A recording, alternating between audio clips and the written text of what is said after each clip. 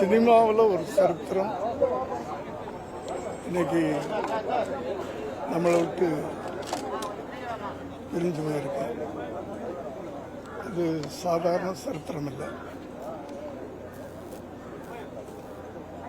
எத்தனையோ ஆண்டுகளுக்கு பிறகு ஒரு நண்பர்களாக ஆரம்பித்த பயணம் ஒவ்வொரு நண்பனாக நான் இழந்துட்டு வரேன்.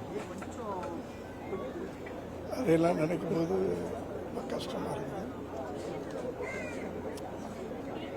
அவருடைய படைப்புகள் அப்படின்னு சொல்லும்போது அதை யாருமே திரைப்படங்களாக சினிமாவாக நான் பார்க்கறதில்ல. ஒவ்வொரு படைப்புகளும் அது ஒரு கதை சொல்லும். இன்னும் சொல்லப்போனால் அவர் ஒரு புது வேதம்னு சொல்லலாம். வேதம் புதுதுன்னு எடுத்தார். அவரே ஒரு புதிய வேதம் சினிமாவில். அப்படி வாழ்ந்துட்டு இப்போவும் சினிமா இருக்கிற வரைக்கும்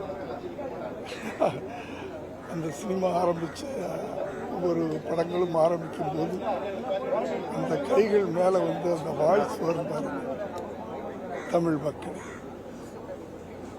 அந்த மறக்க முடியாது யாராலையும்.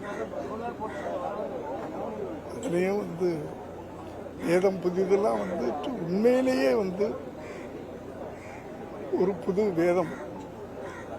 இன்றைய தலைமுறைகள்லாம் படிக்க வேண்டிய பாடப்புத்தகம் தான் நினைப்பேன். அவருடைய சில படங்கள்,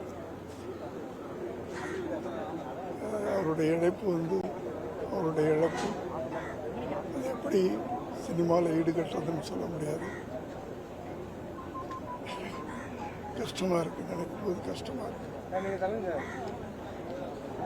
அவர் ஆத்மா சாந்தி அடையணும்.